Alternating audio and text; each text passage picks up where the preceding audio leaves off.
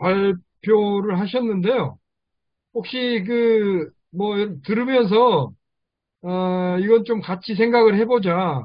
라든가 조금 더 생각을 해봤으면 쓰겠다. 좀 더, 깊이 있게.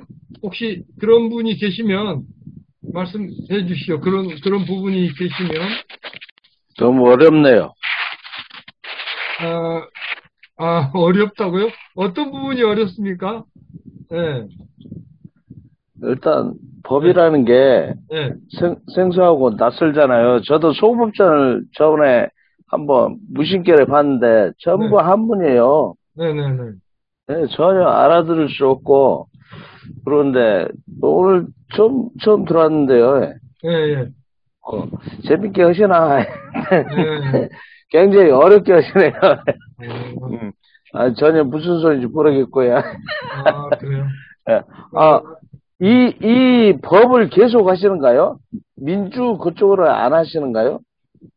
어, 그건 이제 이따가 얘기했으면 쓰겠는데, 일단 예. 이 책이 끝나면 다른 어떤 아, 주제라든가 텍스트를 선택해서 또 하죠. 예, 예, 그러니까, 그러시군요. 예, 예. 지금 발표를 들으면서, 이런 부분은, 조금 더, 공유를 좀 했으면 쓰겠다. 이런 부분이 있으면 말씀해 주세요. 예, 예, 저도 이제 네네, 제가 실주님께 이렇게 부탁드린 사람으로서 네, 제가 그러니까 뭔가 의견을 나눠야 된다는 좀 이렇게 의무감도 좀 생겨가지고 말씀을 좀 해야 될 것 같아서요. 네네네, 다른 건 아니고 지금 여기 이 베카리아가 1764년도에 이 책을 썼잖아요. 범죄 형벌을. 네, 근데 이 내용이 현대 2023년에 적용해 봐도 거의 비슷해요. 그리고, 아까 여기서도 나왔지만, 지형 법정주의에서 범죄에 대한 형벌은 오직 법률을 통해서만 가능하다, 이렇게 쓰여 있잖아요. 그 현재 우리나라의 형법에도, 법률 우선주의가 있고요. 또, 비례성의 원칙이 적용되고 있어요. 아주 기본으로 그 형법 아래에. 근데 그거를 다 지금 다뤄주고 있고요. 어, 아까 이제 법률 우선주의라고 하면은, 어떻게 좀 어렵게 이해하실 수 있을런지 모르겠는데, 그걸 잠깐만 제가 풀어서 설명을 드리면, 네, 법률이라는 것은 입법부에서 만드는 거잖아요. 국회의원들이, 발의안을 해가지고 법이 만들어지는 게 법률이에요. 그게 네, 가장 큰 상위 법이라는 얘기잖아요. 그 아래 명령이 있고, 그 아래, 규칙이 있고, 그 아래 조례가 있어요. 이렇게 순서가 있어요. 그래서 이제 법률이 가장 권위를 가지고 있는 우선주의를 따라야 된다. 이런 얘기가 있는데, 지금 대한민국 사회에서는 시행령 정치라고 많이 얘기하잖아요.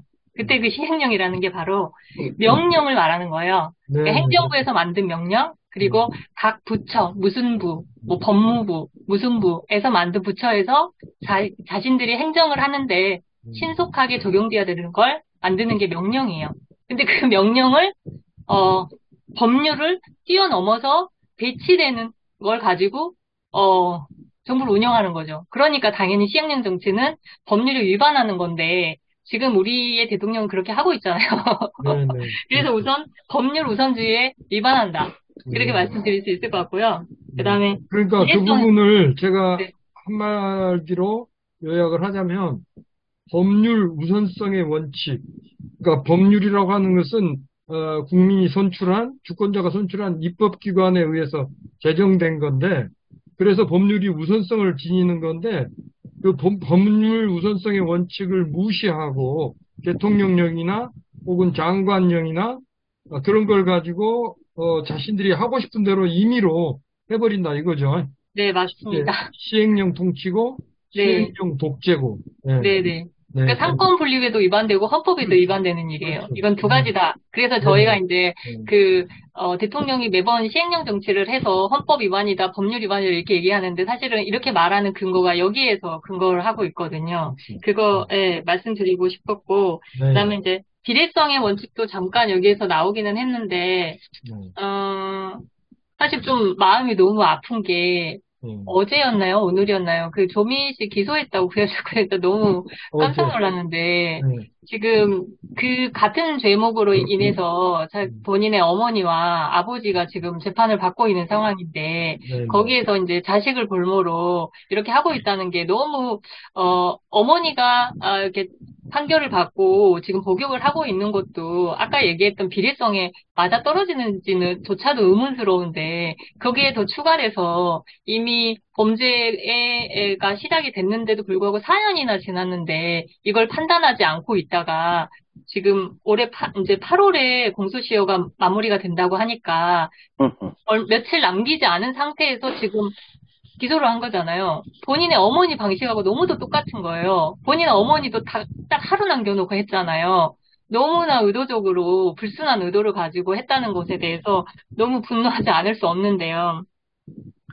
어, 그러니까 이제 아까 그것이 이제 아까 말씀하신 발표자가 또 발표하신 범죄와 형벌의 비례성에 어긋난다 네, 이거죠. 네, 183쪽에. 예, 네, 네. 네, 네. 그리고 제가 좀 말을 많이 하게 되는데 네, 이제 말씀하세요. 예, 나름대로는 제가 이제 법학을 공부하고 있으니까 제가 아는 지식 내에서 말씀을 이제 드려보자면 아까는 형사법을 말했고 우리나라는 형법하고 형사 절차법 두 가지가 있어요. 그래서 그 형사법을 형사소송법이라고 하는데 어떤 절차에 의해서 하는지 그것도 또 문제가 있거든요. 근데 지금 조민 씨 기소하는 것은 형사소송법 절차에서도 되게 문제가 많아요. 음, 이게 음, 형법 문제뿐만 아니라, 음, 왜냐면은 형사소송법에서는 본인의 의사에 반해서 이렇게 그냥 자백을 강요해서 뭐 그걸 가지고, 범죄를 판단하는 것은 증거 능력으로 쓰지를 않아요. 근데 지금 본인의 아버지에게 자꾸 본인의 어머니에게 그걸 강요를 하는 거잖아요. 음, 네, 그래서 그게 형사소송법의 기본 절차에도 어긋나는 상황에서 지금 검찰이 그거를 또 공개적으로 언론에 아직 되지도 않았는데 계속 흘리고 있잖아요. 그래서 이런 게 형법뿐만 아니라 형사소송법에서도 다 위배된다고 볼 수 있습니다. 절차 내에서도. 그거 꼭 말씀드리고 싶었습니다. 음. 그래요. 네네. 아무튼 뭐 지금 이제 조국 교수 혹은 조국 전 법무부 장관 가족 전체에 대해서 거의 멸문지화를 하다시피 그렇게 지금 탄압이 가해지고 있는데 이제 그런 과정에서 어떻게 지금 한국의 검찰이 그 검찰권 혹은 수사권 그래서 수사권과 기소권을 오용 또는 남용해 가지고 거의 지금 이제 탄압을 하고 지금 사실은 이제 더 나아가서 인권을 유린하고 있다고 보는데요. 그런 그 과정의 일부를 지금 말씀을 하셨고요. 네, 좋습니다. 또 다른 분들, 네, 다른 분들 꼭 이 부분을 조금 더 생각을 해보고 싶다 이런 거 있으면 말씀해 주십시오. 네. 혹시 그 일부를 읽으셨더라도요. 제가 그러니까 이제 여러분이 지금 책을 읽는 과정에서 지금 체사레 베카리아를 저도 사실은 이제 원래 이게 이 제가 그 제 전공이 아니라서 형법학이라든가 이런 쪽은 그래서 이제 이 책을 통해서 저도 이제 비로소 조금 더 구체적으로 알게 됐는데요. 그 지금 여러분이 혹시 일부를 읽으셨어도 좋아요. 그래서 이 책을 읽으면서 나를 사로잡은 말, 다시 말하면 장재한 선생님, 예, 네. 지금 들으시면서 웃고 계시는 거죠? 예, 예. 그러실 거라고 생각하고요. 내가 꽂힌 말, 특히 이 부분이 나를 감동시켰다라든가 그런 부분이 있으면 누구라도 좀 말씀을 해주시면 좋겠고요. 그리고 이제 이따가 이거 뭐 다음 발표자는 이따가 얘기하기로 하고요. 근데 저는 이 체사레 베카리아가 사실은 이제 밀라노 출신이라고 그랬잖아요. 근데 밀라노는 이탈리아 북부거든요. 그래 이탈리아 북부는 공업화가 굉장히 빨리 돼 있고 또 북부가 그래서 굉장히 부유해요. 지금도 아마 그런 걸로 알고 있습니다. 그런데 거기에 이제 좀 미미하긴 하지만 귀족 출신이었어요. 근데 이 책을 26살에 이 책을 써가지고 정말 중요한 주장을 많이 했는데 저는 이 베카리아가 그 루소에 대한 찬사를 쓴 걸 보면서 루소의 사회계약론으로부터 굉장히 큰 영향을 받았구나 이런 생각을 하면서 당시에 또 몽테스키에를 또 표현하면서 정말 이 위대한 그 조술가 그 학자라고 하면서도 몽테스키에나 루소가 미처 지적하지 못한 부분을 이 26세에 불과한 어떻게 보면 새파란 청년인데 이 놀라운 저작을 통해서 그 부분을 정확하게 지적을 해놓은 거죠. 그래서 아주 뛰어난 문제의식을 갖고 있는 사람이었다. 이런 생각을 하게 됐습니다. 그래서 정말, 중요한 그 언급을 한 걸 보고 놀랬고요.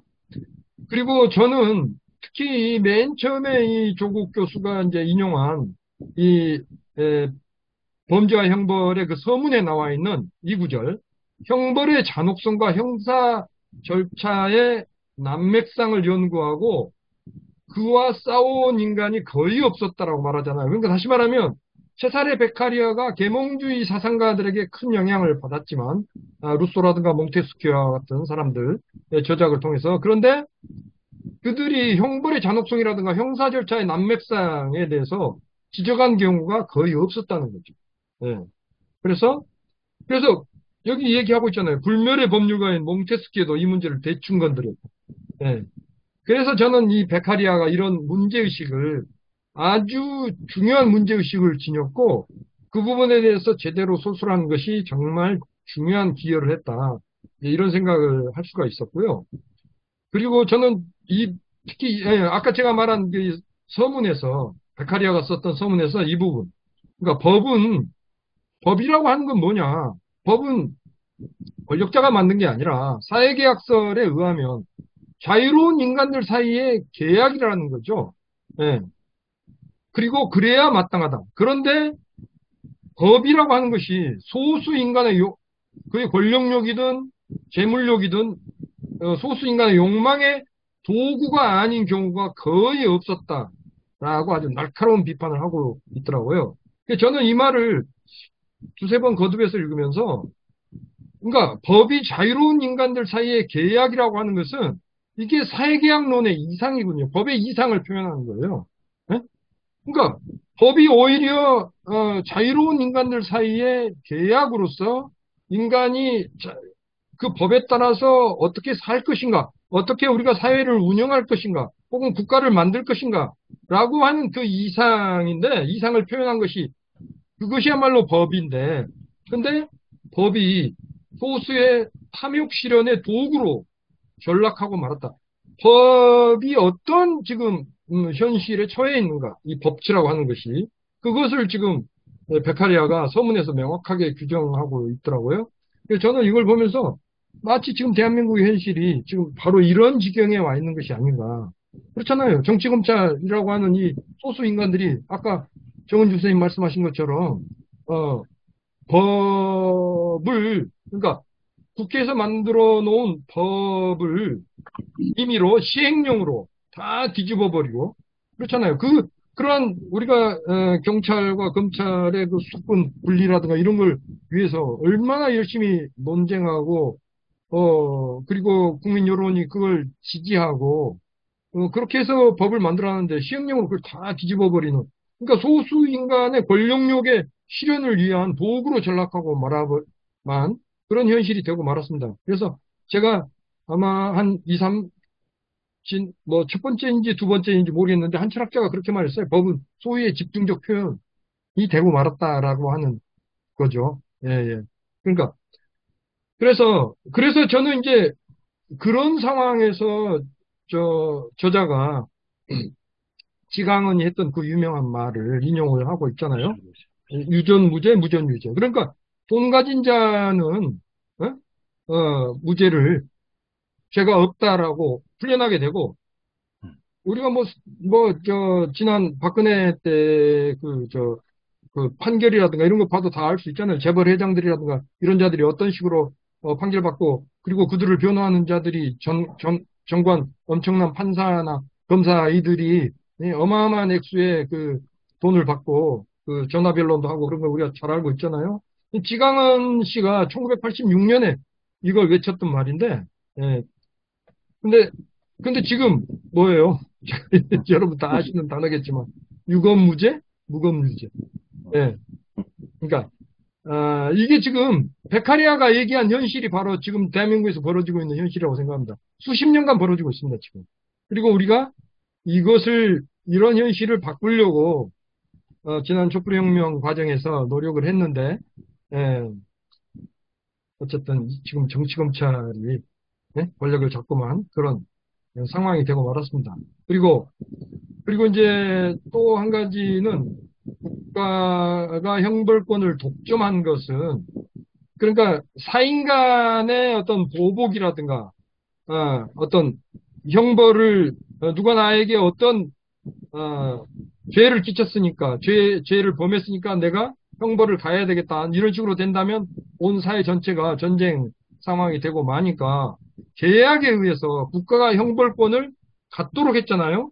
그것이 지금 이제 검찰과 그러니까 사법부를 두게 된 건데 그 형벌권을 오남용하고 있는 검찰이나 혹은 전관회의라든가 이런 걸 통해서 전화변론을 해서 불법적으로 돈 있는 자는 빠져버리고 그리고 권력 있는 자는 범죄를 저질러도 기소를 안 해버린다든가 하는 그런 것들은 사실은 사회계약에 위배되는 거죠. 그러니까 근대 국가를 만들었던 가장 중요한 원칙으로서의 사회계약에 위배되는 겁니다. 그래서 민주주의의 근간을 뒤흔드는 그런 엄청난 지금 범죄를 저지르고 있는 것이 저는 이 정치검찰의 행태라고 생각을 했습니다. 예. 그래서 이 정도. 그리고 한 가지만, 제가 말을 너무 많이 하는, 혹시, 저는 이 고문 문제도 얘기하고 싶은데, 아까 조국 교수 경우를 얘기했지만, 그러니까 사실은 이제 일제와 한국의 독재 권력은 사실은 고문을 통해서 그 권력을 유지해 왔거든요. 근데 지금 저는 한국에 새로운 형태의 고문이 나타났다고 생각을 해요. 육체적으로 가하는 고문, 뭐, 라면 국물을 얼굴에다 붓기라든가, 혹은 이제 고춧가루물, 예, 고춧가루물, 광주에서 민주화 운동을 했던 많은 사람들도 경찰서에 잡혀가서 이 고춧가루 물을 통닭구이식으로 매달려가지고 이렇게 고문당한 사람들은 굉장히 많습니다. 예, 굉장히 많은데 제 친구들도 있고 그런데 지금 한국 정치검찰의 고문 방식은 우리가 조국 교수 가족이라든가 많은 지금 이재명 민주당 대표를 포함해서 여러 사람들에게 여러 그 정치인들에게 보다시피 인디언 기우제식 수사라든가 주변에 대한 먼지털이식 수사라든가 이런 것들이 전부 다 사실은 새로운 고문 방식이라고 생각합니다. 도저히 견딜 수 없도록 만들어 가지고 없는 죄를 지어내는 그런 방식. 그리고 이제 경기도 평화부지사였던 이화영 씨에 대한 수사도 지금 이런 식으로 하는 게 아닌가. 그런데 여기서 끝나는 게 아니잖아요. 피의자의 혐의 사실을 언론하고 일부 언론하고 공모해가지고 유출해가지고 사전 여론 재판을 통해서 사회적으로 매장시켜버리는 거. 그런데 그러니까 근데 그런 식으로 해가지고 검찰 쿠데타를 성공시킨 거 아니에요? 네. 그래서 민주주의를 무너뜨리고 그래서 저는 이러한 지금 한국의 통치, 이 정치검찰의 이게 아무튼 독재가 이런 식으로 지금 실행되고 있다. 근데 이것을 이미 베카리아가 명확하게 경고하고 있다. 이런 말씀 드리고 싶습니다.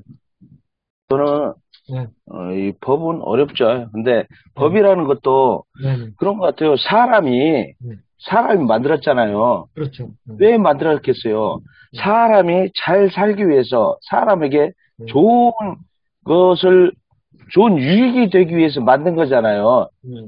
그런데 그 법이 지금 보면은 사람을 오히려 얽어매고 있는 것 같아요.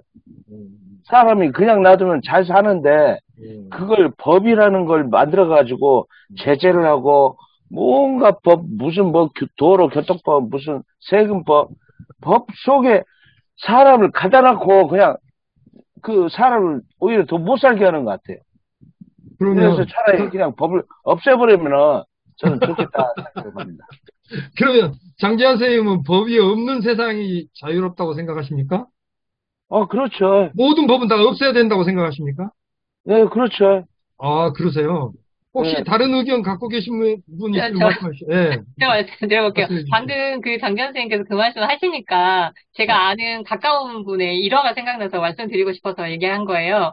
그러니까 우리가 법 없이도 살 수 있는 사람이야 하면서 이렇게 칭찬처럼 얘기를 하잖아요. 그리고 방금 말씀하신 것처럼 장기현 선생님께서도 법이 차라리 없는 게 낫지 않냐 이렇게 말씀을 하시는데 제가 아는 그 지인 그분은 굉장히 선하신 분이에요. 주변에서 항상 다 이렇게 착하고 뭔가 이렇게 잘 양보하고 그러신 분인데 그분은 그러셨어요. 그분은 법이 꼭 있어야 된다고. 왜 그러느냐 그랬더니 나 같은 사람을 보호하기 위해서라도 법을 꼭 존재해야 된다. 이렇게 말씀하셨거든요.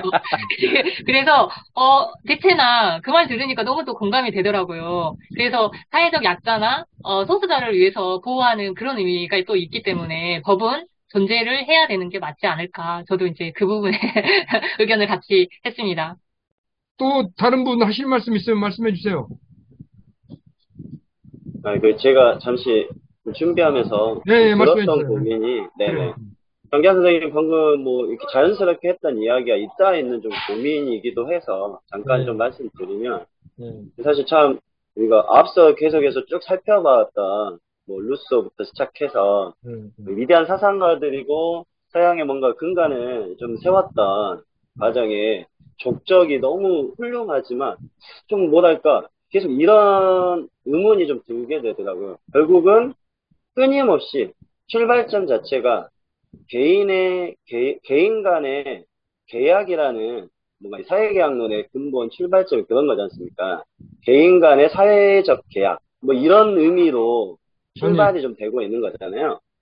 저는 개인 간의 계약은 아니라고 봐요. 아, 예, 네네네네. 예. 그러니까 자유로운 개인들의 사회적 계약이죠. 예, 그죠, 그죠. 예. 네네. 개인들이 사회에 참여하면서 만들어진 계약이지 사인들 간의 계약은 아니죠. 사인들 간에 물론 계약도 있다고 봅니다. 예를 들면 내가 가지고 있는 무슨 물건, 시계가 있는데 그것을 진심 동지한테 팔아야 되겠다. 그럴 경우에 우리 둘이 계약할 수 있잖아요. 그런데 이제 그건 이제 물론 그런 경우에 어떤 절차가 있어야 하느냐 그 유효하기 위해서 그건 이제 민법으로 정해져 있다고 생각을 하는데 그런데 이제 여기서 지금 현재 말하고 있는 형사 사법 체계는 사인들 간의 계약이라기보다는 사회계약. 예. 네, 말씀하시죠. 됐습니다. 네네. 저 네, 표현상에 좀 네네. 그래서 그런데, 네, 사인 간의 계약 이야기 드린 건 아니었고, 결국은 개인의 이해관계의 원만한, 뭐랄까, 이해관계가 수렴되는 어떠한 체제, 뭐, 구조, 이런 것들을 계속해서 연구하고 모색해가는 과정에서 나온 결과물들을 우리가 지금 확인하고 있다는 생각이 들더라고요. 네, 그런 데서 계속 그러다 보니 기본적으로 뭔가 주요한 방식이 견제와 균형 이런 것들로 좀 접근될 수밖에 없고 그런 데서 실제 견제와 균형이 현실적인 힘의 우위, 힘의 근본적인 차이가 발생하는 이 사회 구조 안에 있기 때문에 사실 이상적으로 표현하는 견제와 균형은 현실 사회에서 구현되기가 상당히 힘들구나. 이게 쉽게 말해서 법 앞에 만인이 평등한가 라는데 실제 현실에서 자기 피부로 동의하는 사람이 거의 없는 거잖아요. 근데 이런 맹점이 현실과의 괴리가 어디에서 발생할까? 좀 저는 이런 고민을 좀 심도 있게 해볼 필요가 있겠구나. 그런 데서 이 앞서 근간을 세워왔던 위대한 철학자들의 뭔가 방향 제시를 주요하게 참조하면서 향후에 우리가 나아갈 길에 또 다른 각도에서 네, 좀 살펴보는 지점들이 필요하지 않을까? 이런 생각도 좀 들었던 것 같아요. 네. 네, 네.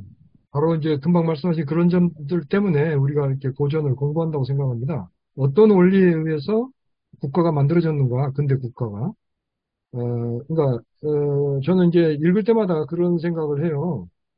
그러니까 이른바 이제 봉건 체제가 해체되고, 심지어 프랑스에서는 이제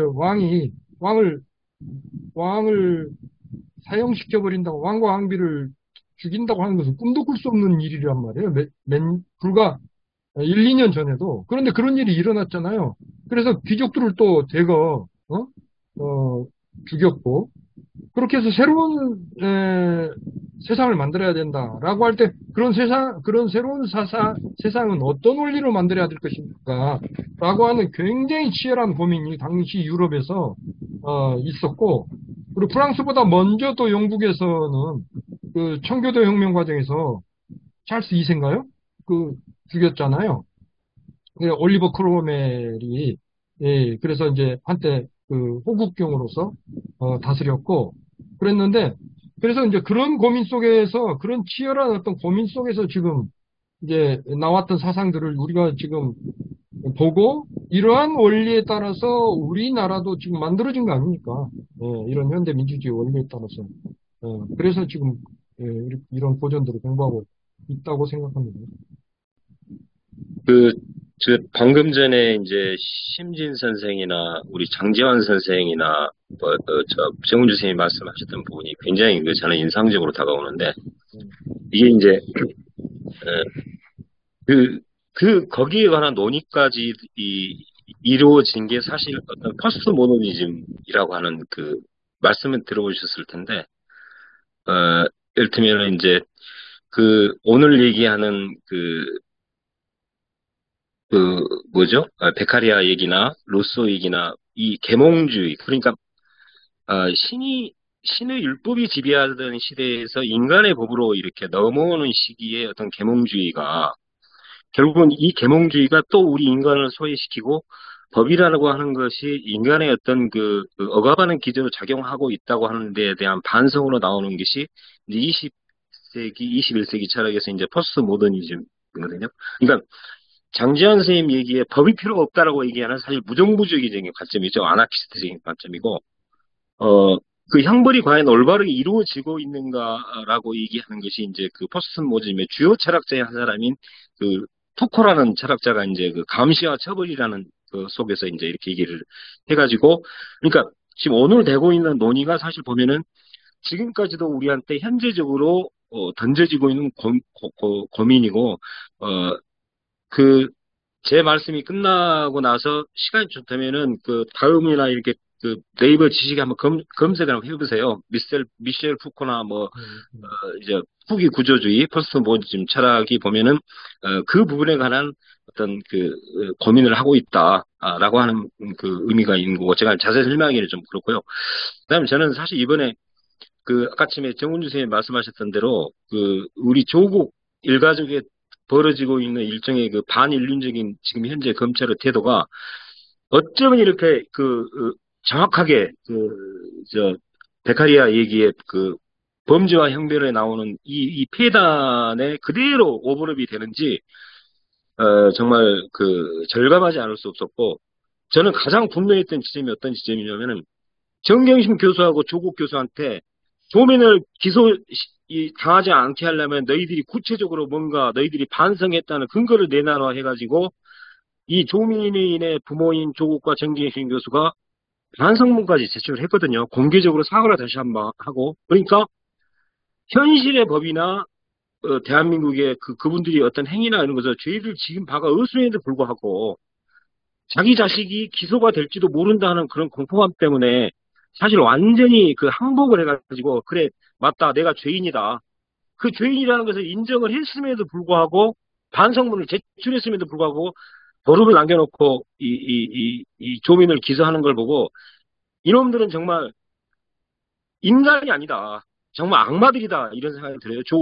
윤석열이나 한동훈이나 오늘 기소한 정치검찰의 무리들을 보면서. 근데,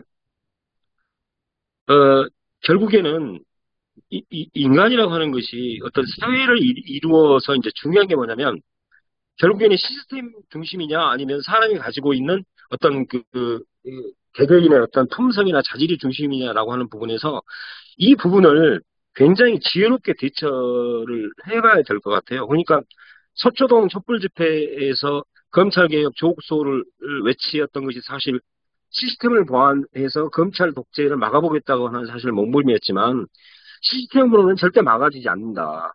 왜냐하면 그래서 시스템보다도 어떤 때는 인적 청산이 우선시 돼야 되는 경우도 있고 또 인적 청산을 우선시하면은 인간과 인간의 이 사이라고 하는 것이 어떤 공포전지의 폐단도 있을 수 있을 것이 여러 가지 문제점이 있기 때문에 또 시스템이 우선해서 시스템을 공고하게 해서 어떤 제도적인 그런 뒷받침을 해야 되는 측면도 있고 여러 가지 문제가 있는데 일단은 어떻게든지 지금 사실 시행령이 우선시 되고 시행령 통치가 가능했던 것이 지금 물러터진 민주당 때문에 가능한 거거든요.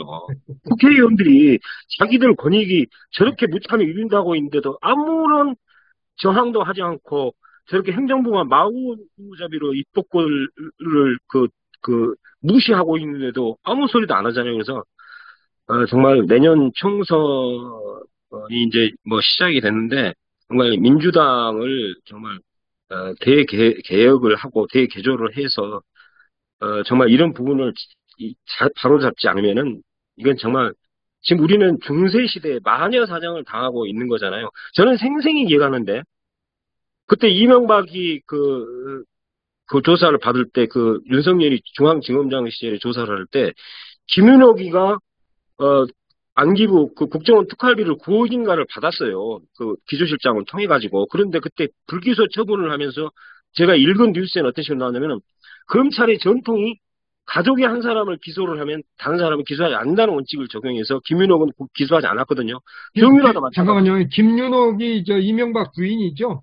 예, 김윤옥. 네, 예. 김윤옥. 네, 네.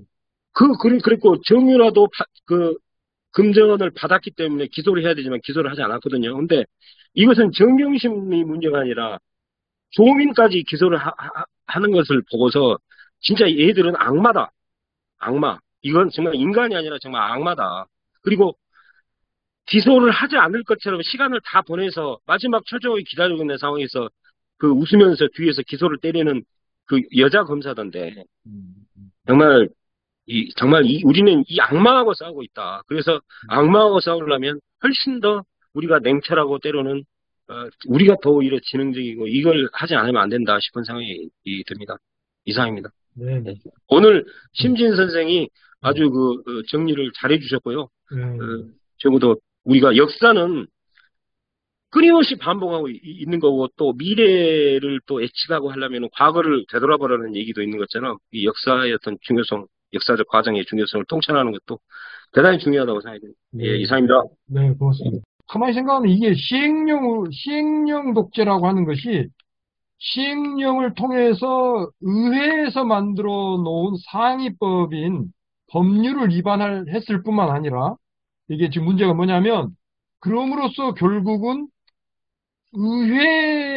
그러니까 의회의 권리, 의회권, 그러니까 사법, 행정, 입법 이 삼권 분립 자체를 지금 망가뜨려 버린 거죠.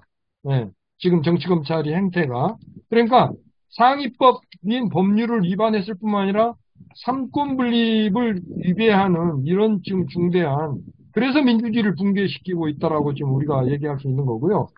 네, 사라 선생님 하실 말씀 있으면 한 말씀 해주세요. 지금 워싱턴 DC인가요? 네네, 맞습니다. 그러세요. 예. 저는 이 사장에서는요, 네. 164쪽에 나와 있던 베카리아 얘기 중에서 네네. 압제자는 독서의 취향을 갖고 있지 않기에 내가 걱정할 일은 별로 없을 것이다. 이걸 읽으면서 웃었습니다. 그리고 많은 사람들이 이거를 얘기 많이 최근에 하고 있는데 이게 이 책에서 베카리아가 처음에 오래전에 했던 얘기라는 거를 새롭게 알았고요. 네네. 그 다음에는 이 책이 왜 법을 모르는 일반인들이 읽기 쉽다고 하는지를 읽을수록 깨달았던 부분들은 조국 교수님이 쉬운 예들을 들었잖아요. 저희가 겪어왔던. 그래서 그런 부분을 느꼈고요. 또 책을 읽으면서 그리고 오늘 여러분들이 준비해 오신 거 그리고 의견들을 쭉 들으면서 그러니까 이게 이게 옳지 않다. 지금 현재 우리나라의 현재 이런 벌어지고 있는 일들이 틀렸다, 옳지 않다 이런 것들을 우리가 이런 정치학습이나 개인 공부를 통해서 다른 거를 통해서 이제 알았잖아요. 그런데 우리처럼 알고 있는 사람들이 행동하지 않으면 다른 모르는 사람들하고의 차이점은 뭔가? 그런 생각도 하고 하면서 읽었고, 또 저는 아시다시피 한국에 살지 않고, 한국에 참정권도 없고, 이런 사람이, 그래도 저는 한국인으로서 희망을 내가 가져도 되는가? 희망이 있는가? 그리고 나를 포함한 모든 다른 사람들이, 해야 할 일은 무엇일까? 이런 거를 내내 생각하면서 들었습니다. 이상입니다. 네, 고맙습니다. 예. 예, 안녕하세요. 저는 오늘 처음 왔는데요. 예, 예, 예. 아무 말씀이나 한 말씀 해주세요. 소감도 좋습니다. 여성분이시구나. 예, 예. 네, 그래서 아까 좀 전에 그 사랑 선생님이 생각하신 거에 조금 보태자면 우리가 이제 이론적으로 또 좀 타인을 어느 정도 설득할 만한 자신의 생각이 좀 정리되고 그걸 말로 표현할 수 있는 이런 힘이 있어야 비로소 그 행동도 할 수 있는 게 아닌가 뭐 이런 생각을 하면서 이제 공부를 열심히 해야 되겠다 이런 생각을 했습니다. 네. 그러니까 사실은 이런 얘기 어렸을 때 들으면 굉장히 진부하다, 너무 뻔한 소리다라고 생각을 했는데 나이를 먹으면서 이게 독재와 민주가 자꾸 엎치락뒤치락하고 굉장히 우리가 좋은 세상을 만들었는데 다시 뒤집어져 버린 것 같고 이런 생각, 이런 현실들을 보면서 이게 좀 얼마나 중요한 그런 공통의 자각, 국민이 함께 깨닫는 것, 그리고 깨달은 바를 확실하게 실천으로 옮기는 거, 이런 것들이 얼마나 소중한가, 그런 걸. 좀 전에 장기한 선생님 좀 마지막으로. 예, 충격적이랄까 그런 이야기를 했었는데요. 이제 법이 차라리 없었으면 좋겠다라고 얘기한 것은 여러 가지 문제, 아까 좀 전에도 말씀하셨듯이 유전무죄, 무전유죄, 유검무죄, 뭐 검사가 있으면 또 예, 그런 이야기가 나오는 것이 이게 법은 좋아요. 법은 완벽하다고 할 수가 있거든요. 근데 그걸 행하는 사람이 완벽하지 못해요.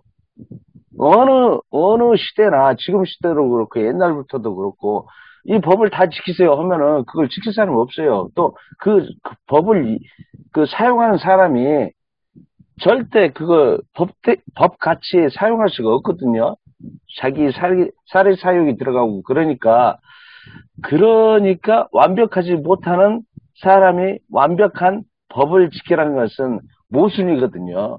그래서 제 생각에는 차라리 그럴 바에는 없애버리는 게 낫지 않느냐라는 차원에서 얘기 드렸던 것입니다. 예, 감사합니다. 사실은 법이 좋은 법도 있지만 완벽하지 않은 법도 있죠. 악법도 있죠. 예, 악법도 있습니다. 자, 좋습니다. 자, 그러면 오늘은 여기서 마칠까요? 네. 네. 네. 자, 여러분 고맙습니다. 네, 고맙습니다. 이미 예고드린 것처럼, 예고드린 것처럼 다음에는 이제 미국 독립혁명의 주요한 그 저자들의 글 혹은 사상을 가지고 공부를 할 겁니다. 미국 독립혁명의 역사도 간단하게 아마 살펴보게 될 텐데 다음 시간에 또 뵐 수 있으면 좋겠습니다. 마치겠습니다. 고맙습니다. 네. 감사합니다. 수고하셨습니다. 감사합니다.